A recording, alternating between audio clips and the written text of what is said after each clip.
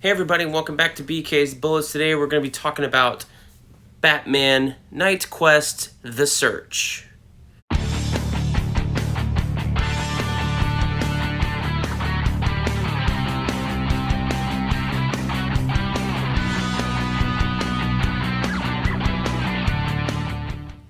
Hey everybody, and welcome back to BK's Bullets. As always, I'm your host, Brent.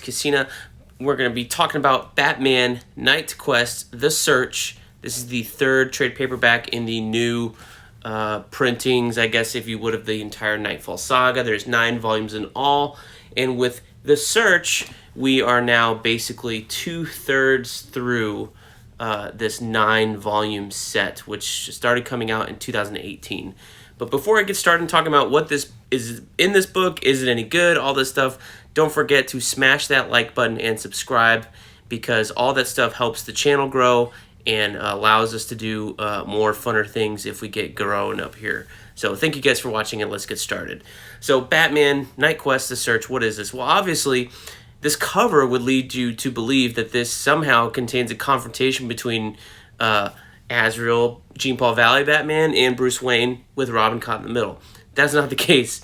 This is the best issue in this little trade paperback. It's got 8 issues in here, but it's the last issue, and that issue is Robin number 7. It's the cover from Robin number 7 right here on the front, and that is kind of where Bruce Wayne comes back and says, hey, Jean-Paul, you're no longer Batman. I'm going to retake the mantle. And Jean-Paul's like, go away. You're a broken old man. I'm Batman. Stuff like that. And that one is called, it's got a little banner on it. It's the only one that has it. It's called KnightQuest, The Conclusion on it. Every other issue in here is called KnightQuest, The Search, on top of their banner. So that's how you differentiate it. So what is The Search? Well, I thought The Search was the tale of how Bruce got his back healed, because for years and years and years, this storyline has never been collected up until this volume actually came out right here. They'd done Night's End trades and Knightfall, part 1 and 2 trades that I replaced when I got these. They'd done the big soft back omnibuses, which are 3-volume sets. There's a KnightQuest volume in there. It's like volume 2 of that big soft cover omnibus. But it only has these issues right here, which is KnightQuest volume 1, volume 2. They probably have Robin number 7 in the back of that one, I would lead to believe. But even that big volume doesn't have all the issues that are in here as well. So you're missing some stuff, which is why I would recommend upgrading if you want, I guess, the true story. But really, you don't maybe really need to upgrade if you just want to read The Search. You could just buy this separately and slide it in next to your other stuff.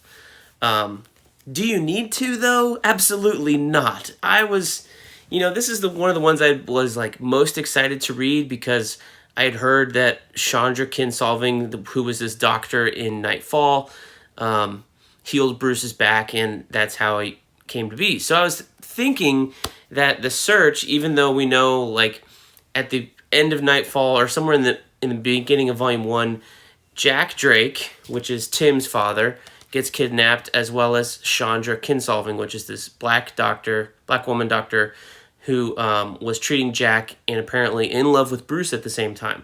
Now, for an early 90s book, that's pretty progressive in terms of Batman, dating a black woman when his entire supporting cast is a bunch of white people. I'm in favor of it. That's fine, but it's just really random how in this book you find out that Bruce was going to propose to Chandra, and he lets that slip in this volume, and you're going, that was not set up at all. And Knightfall is a whole mess of issues of Batman Detective Comics.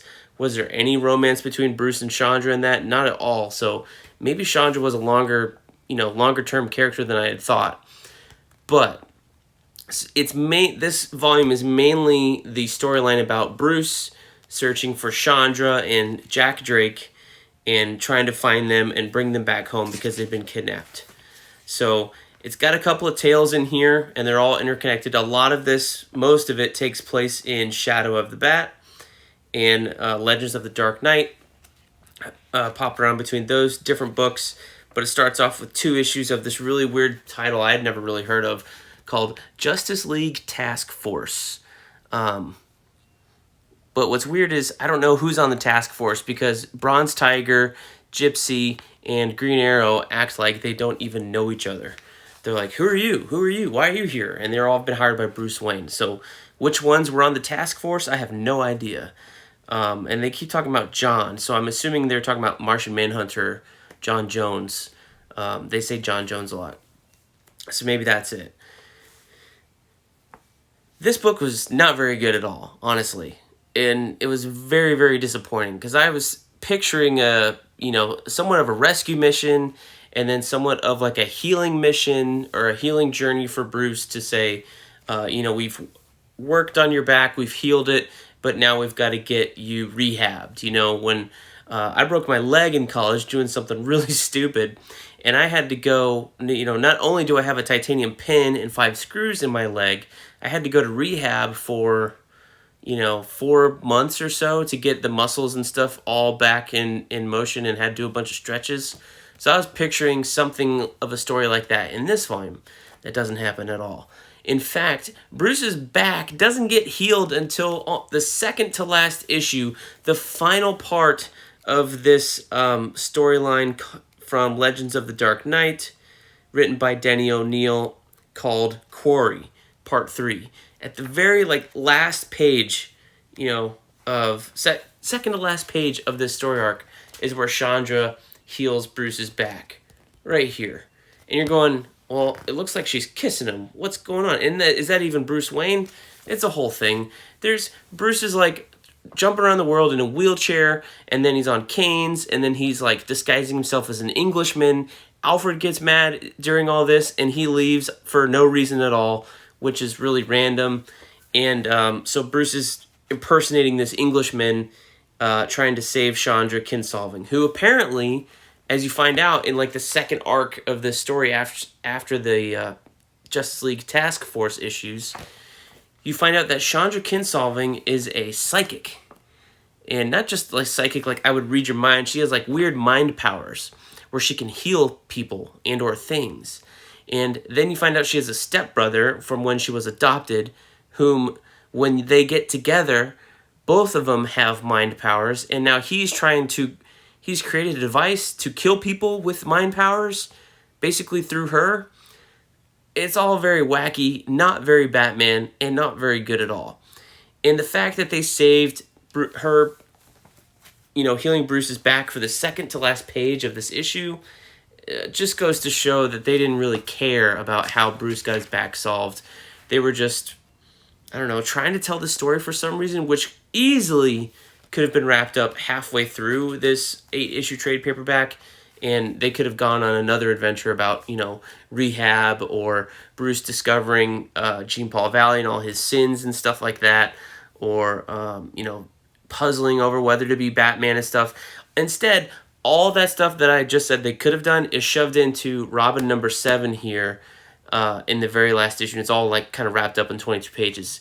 That is the moment where you get Bruce going, I've been Bruce Wayne longer than I've been Batman in months. Should I continue to be Batman? As he's talking to Tim Drake. You also have Tim Drake kind of revealing that Jean Paul Valley killed the villain Abattoir in here as kind of an aside. Then they go down into the Batcave and confront Jean Paul. It's all very rushed, where I felt like that part of the meat is really the meat of what the story should be, and that should have been expanded. And this weird search for Chandra Kinsolving should have been shrunk down substantially. It felt like completely useless waste of time. And now I understand why this has probably never been collected, because until this, now, and because it's not really, it's barely part of the story. The only thing that makes it part of the story is that Bruce Wayne's in it when his back is broken, and there's a phone call between Alfred and Tim that parallels a phone call in, I think, one of the Robin issues in the first volume here, or maybe it's in one of these other issues. Tim gets a call from Alfred in this volume, and they kind of parrot the dialogue in between these two issues. So, very, very strange. Now, when it was coming out, everything in this trade was spaced apart. You weren't reading it all at once. You got a couple issues of Asbats in Shadow of the Bat, and then you got a 2-part story in here. Legends of the Dark Knight wasn't even involved in the storyline until the search part came up. I think they were doing like, I mean, they've always kind of done their own Batman stuff in there. And then the Search shows up. So, it wasn't really meant to be read all together. And that's also a detriment when you read it in this, because you're reading everything all at once instead of like, some of these stories probably take place months after each other. Whereas when you read it in here, even though you're on the hunt for Chandra, it's all very like, it's moving at a good clip. It's pretty rapid pace. But it doesn't make the story any better, honestly. And I liked the artwork. I liked Brent Blevins. He was in here. He did a very good job. He does the Shadow of the Bat stuff that you've read here in the KnightQuest volumes. Sometimes his art's good. Sometimes it's a little rough around the edges. But overall, I like it. We also had Ron Wagner come in and do some pencils in here. Eduardo Barreto did some pencils in here that were fantastic in the back end of this Corey storyline. Very, very good. You have, who did this? Sal Voluto does the first 2 issues, which is the Justice League Task Force storyline, and it's kind of a, he's doing some of this weird double page spread layout stuff, where, it's barely, this is one panel, but this is barely a panel. So when you're reading it, you're like going down, you're going up here, and you're going, wait a minute, do I go over? Do I go down? It's, if you're going to do this stuff, like, make it big, dude. Anyway. It's harder in a trade, honestly, than when you probably read the single issues, 30 years ago or something, and you had the entire thing spread out in front of you. But, yeah, I understand why this was never collected before, because it's kind of a terrible storyline. And Bruce healing his back is so secondary. Not even secondary. It's like the D storyline. It's not even a thought half the time. And the fact that they just do it magically in one page kind of ruins the impact of Knightfall at all. It ruins the impact of the journey that Jean Paul's been on in these 2 volumes of, slowly kind of going insane and losing it. And, his mind is battling himself between being an avenging angel and assassin that he's programmed to be, and wanting to be a better person, be this Batman, this crusader, and then somehow failing to do both, which kind of leads us to where we're going, which is Knight's End. Now, I have read this, not this particular volume, but I've read Knight's End before in my old collection. The thing I haven't read that's what's in here is the epilogues. There's an issue of Catwoman here. There's an issue of Robin. There's an issue of Showcase, I think it's 94, number 10, where it's like what happens to Jean Paul immediately after the conclusion of part 10 of the Knight's End storyline. So I haven't read all that. So I'm, excited to reread this. And I do remember that Knight's End has a little bit more of the healing, kind of retraining Bruce Wayne. But I expected a whole lot more of that in The Search. So, KnightQuest, The Search, totally forgettable, not necessary. The only thing you really do need to read is this Robin number 7 book right here. This is the cover. But I would not, honestly, buy this trade paperback if you have the old Omnis or whatever. Just go on Comixology, read that if it's not in there. I'm sure it's collected. It's called KnightQuest, The Conclusion. It's got to be in there. But this is not worth your $20 or whatever you can get it for. It looks nice on the shelf if you've got all 9 volumes. I think is kind of the completionist part, is like you kind of, don't have to have it per se, but you're going to want to, because you're going to see this hole. Because you're going to miss, the bat signal connecting right there on your shelf. What, you're just going to leave it like that? You're just going to, no. You're a comic book reader. You got to complete it. But is it worth it to complete it just for that? It's up to you. I don't think so. But had I known that ahead of time, I still would have gotten it. But, yeah, I think you can totally skip this. Honestly, if you're reading this, or you're reading these trades, read KnightQuest, Volume 1 and Volume 2. I have my reviews on the channel for both these trade paperbacks. I'm a fan of Azrael Batman, of Azbats. These were great. I really enjoyed reading these again, and some of this stuff for the first time. Then get this book if you need to. Read Robin number 7. It's the last 20 pages in here, right there. Read that, and then move on with your life, and go directly to Knight's End, and go from there. That'd be my recommendation. So, thank you guys for watching this review of KnightQuest: The Search. Don't forget to smash that like button, subscribe, help the channel grow, and we will see you guys next time in the Funny Pages.